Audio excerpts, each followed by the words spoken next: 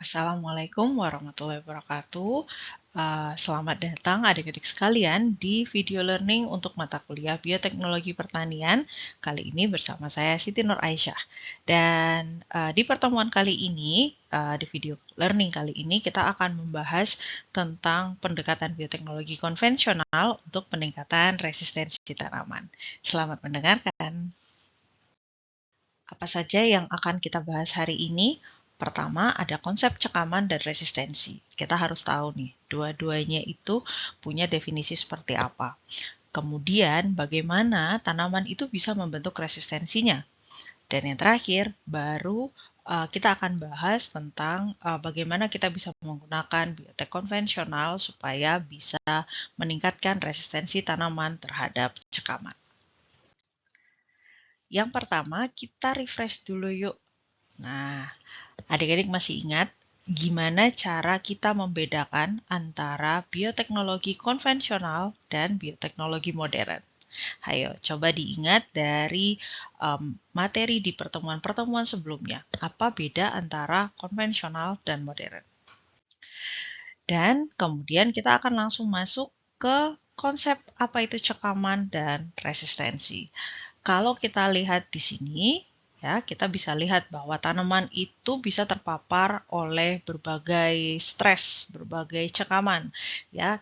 Dan kalau kita lihat secara definisi, sederhananya, cekaman itu adalah ancaman atau gangguan yang membuat pertumbuhan jadi bermasalah yang sumbernya berasal dari faktor eksternal. Jadi bukan dari dalam tubuh tanaman itu sendiri, melainkan dari lingkungan sekitarnya.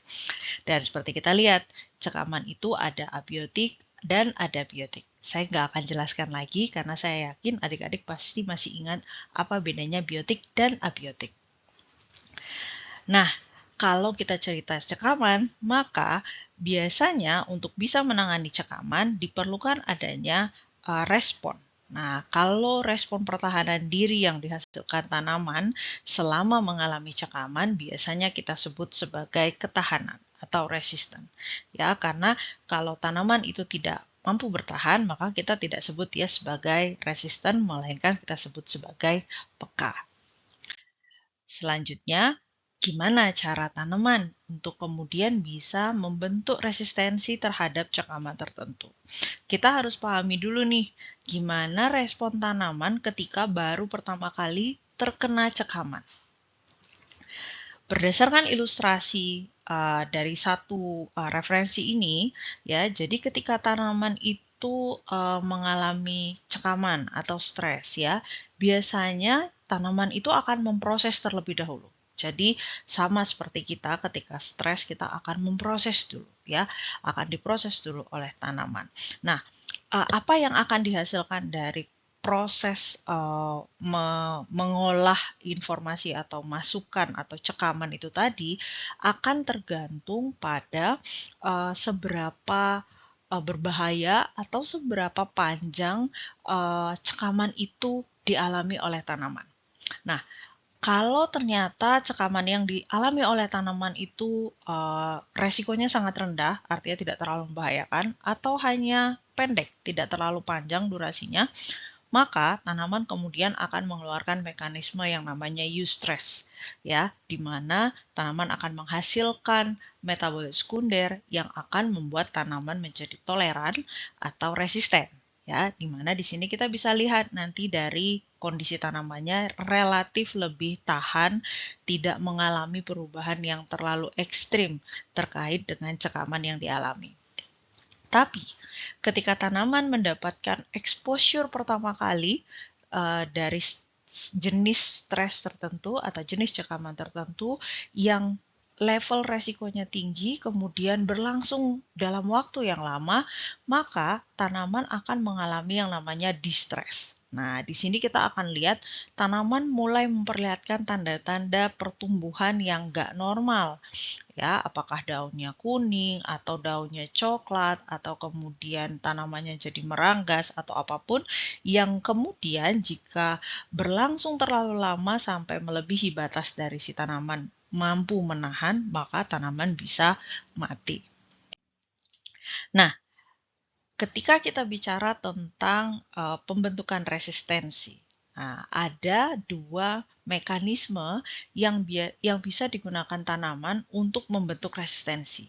Ya, kalau secara alami ada mekanisme yang namanya stress memory.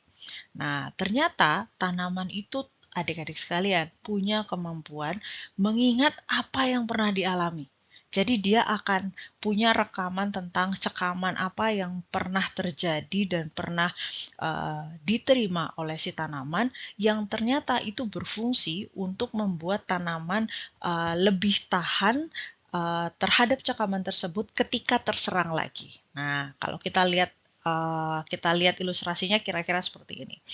Saat pertama kali tanaman terkena cekaman kekeringan misalnya ya, kemudian kita lihat tanaman mengalami masalah, pertumbuhannya jadi aneh, terus mendapatkan air, disiram ya, dan dia kembali baik ya, kembali tumbuhnya bagus. Nah, ketika kemudian terjadi lagi cekaman yang sama ya, untuk kedua kalinya, maka tanaman itu kemudian akan memiliki kemampuan untuk melakukan yang namanya stress memory. Ya, di sini biasanya kalaupun kemudian pertumbuhannya terpengaruh, tapi cenderung tidak sampai ekstrim seperti yang pertama. Artinya apa? Tanaman sudah mulai ingat bahwa jenis cekaman seperti ini akan bisa ditangani dengan mekanisme seperti ini. Nah, sehingga dia jadi lebih kuat ketika ketemu dengan jenis stres yang sama untuk kedua kalinya atau ketiga kalinya. Nah, secara lebih detail ya, kalau kita lihat dari ilustrasi seperti ini ya, dari ilustrasi ini, kalau tadi ilustrasi yang relatif sederhana, nah ini ilustrasi secara fisiologi. Apa sih yang terjadi ya ketika tanaman mengalami cekaman? Nah, jadi ketika baru pertama kali mengalami cekaman, biasanya tanaman akan melakukan yang namanya mekanisme priming ya, dengan merubah fitohormon. Jadi mengubah hormon yang dikeluarkan sehingga dia toleran. Nah, ketika sudah mengalami untuk yang kedua kalinya, sebenarnya tanaman kemudian punya dua mekanisme yang bisa diambil ya. Ada mekanisme memori. Jadi dia mengingat stres yang sebelumnya pernah terjadi, atau justru menggunakan mekanisme forget atau melupakan. Jadi reset ya. Jadi dia tidak mengingat kejadian cekaman sebelumnya. Ya, kalau misalnya menggunakan mekanisme memori, maka tanaman akan melakukan perubahan metabolit sekunder ketika terjadi cekaman yang sama untuk kedua kalinya atau untuk kali-kali berikutnya. Nah, tapi memang pada kondisi tertentu, mekanisme forget bisa terjadi karena durasi antara pengalaman cekaman yang pertama dengan yang berikutnya terlalu jauh atau terlalu lama sehingga tanaman tidak lagi mengingat cara mengatasi cekaman tersebut ketika cekaman itu datang lagi di kali berikutnya ya, sehingga memilih nanti mekanisme yang diambil adalah mekanisme forget melalui aktivitas yang namanya autofagi. Autofagi itu biasanya ditandai dengan sel tertentu yang mengalami cekaman akan dibunuh atau dimatikan ya, supaya menyelamatkan sel-sel yang lain yang masih selamat atau masih sehat ya. Seperti kita misalnya ketika ada jaringan yang luka, pada saat yang sama detik itu juga sel yang luka itu akan dimatikan oleh tubuh kita. Sistemnya sama, namanya autofagi, sehingga nanti sel yang mengalami luka itu tidak mengalami infeksi yang menyebar ke sel-sel yang lain. Nah, kemudian ada mekanisme lain yang bisa dilakukan untuk membentuk resistensi tanaman yang kita sebut dengan mekanisme rangsangan atau induced resistance mechanism. Nah, untuk bisa melakukan yang namanya induksi ketahanan, nah kita bisa melakukan dengan dua cara atau dua metode ya. Ada induced systemic resistance ya. Mekanisme ini biasanya sumber rangsangannya dari mikroba yang ada di sekitar tanaman. Ya, jadi di sekitar perakaran tanaman ini ada banyak mikroba dan mikroba-mikroba ini dapat mengirim sinyal yang dapat membuat tanaman mengaktifkan sinyal dan ketahanan tanaman. Karena adanya sinyal yang dikirim oleh mikroba yang mengindikasikan bahwa di sekitar tanaman dalam kondisi yang kurang baik. Nah, ada mekanisme lain yang namanya Plant Social Networking System atau kita biasanya nyingkat dengan SNS. Ya, ini semacam sosial media, sistem sosial antara komunitas yang ada di sekitar tanaman. Ya, nah mekanisme ini justru uh, memiliki cara yang bertolak belakang dari Indo-Systemic Resistance. Karena sumber rangsangannya itu bukan dari sekitar tanaman, melainkan dari tanaman sendiri. Jadi ketika tanaman mengalami masalah, tanaman akan mengeluarkan yang namanya eksudat akar. Nah, jadi akar tanaman melepas eksudat akar yang kemudian akan ditangkap oleh mikroba di sekitar perakaran untuk kemudian mendekat ke akar tanaman. Nah, eksudat akar ini biasanya menjadi sinyal adik-adik sekalian bahwa tanaman sedang mengalami cekaman sehingga butuh bantuan dari mikroba di sekitarnya. Nah, jadi kalau dilihat kedua mekanisme ini punya cara yang bertolak belakang ya dari sumber rangsangannya. Nah, sehingga nanti efeknya pun akan bisa berbeda ya. Nah, berikutnya kita ke bahasan tentang biotek konvensional. Nah, gimana cara kita memanfaatkan bioteknologi konvensional supaya resistensi tanaman bisa kita tingkatkan? Nah, pendekatan biotek konvensional ketika kita membahas untuk kebutuhan resistensi tanaman sebenarnya mengacu pada mekanisme indus resistant. Jadi mekanisme induksi ketahanan ya. Dan yang paling banyak dipakai adalah yang berbasis pada metode tadi ya atau sistem Plant SNS ya. Jadi Plant Social Networking System.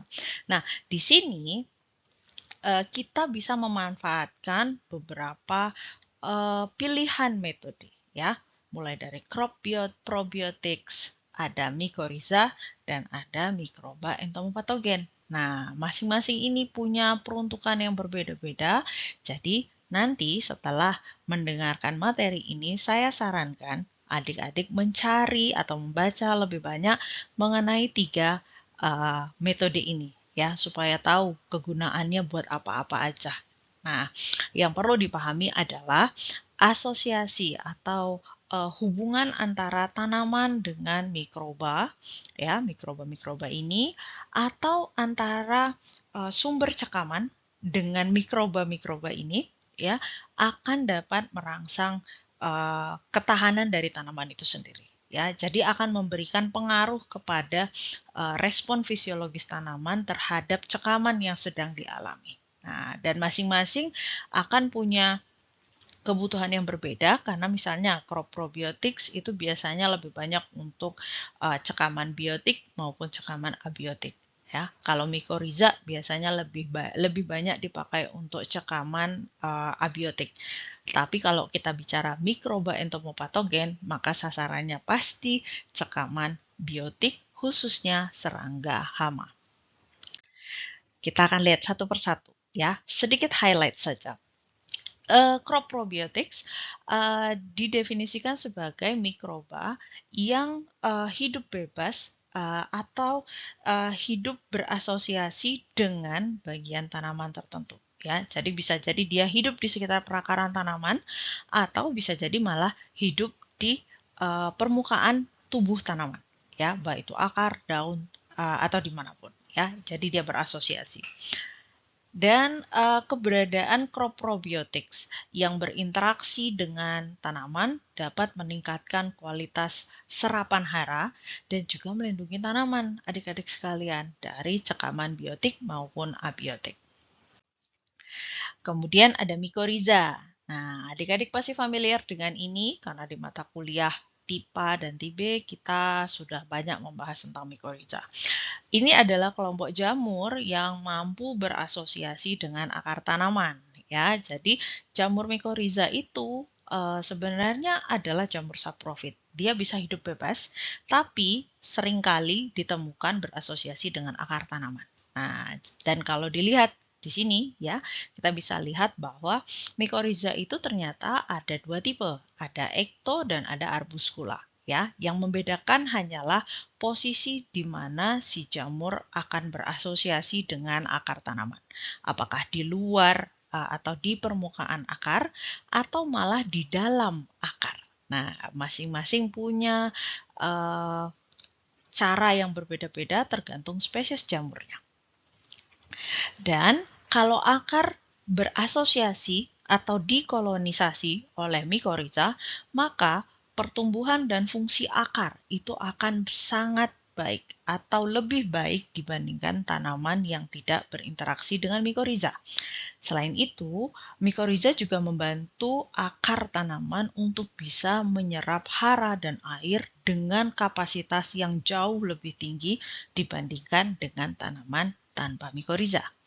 Dan manfaat lain yang juga bisa didapatkan ketika tanaman berasosiasi dengan mycorrhiza adalah cenderung lebih tahan terhadap cekaman biotik maupun abiotik. Dan yang terakhir adalah mikroba entomopatogen. Nah, sederhananya, secara definisi, mikroba ini tuh mampu menyebabkan penyakit pada serangga melalui parasit. Ya, jadi mikroba ini memparasit tubuh serangga dan kemudian menyebabkan serangganya sakit hingga kemudian mati.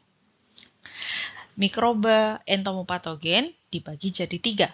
Ada jamur, ya, di mana jamur ini menyerang melalui penyerapan nutrisi, kemudian mengkolonisasi tubuh serangga sampai serangganya mati. Ada bakteri entomopatogen, ya, yang memproduksi toksin yang biasanya menyerang pencernaan serangga, dan ada nematoda. Nah, kalau nematoda ini sistemnya melepas bakteri yang ada di pencernaannya untuk kemudian memparasit serangga.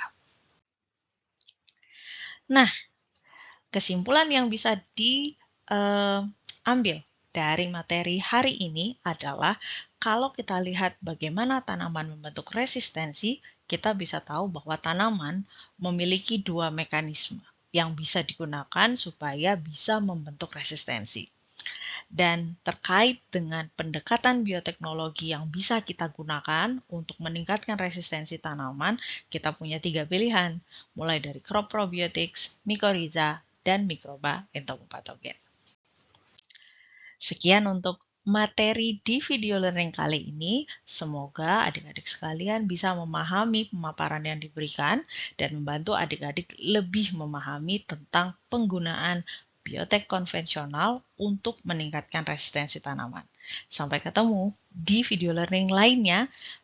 Saya akhiri, wabillahi taufiq walhidayah. Wassalamualaikum warahmatullahi wabarakatuh.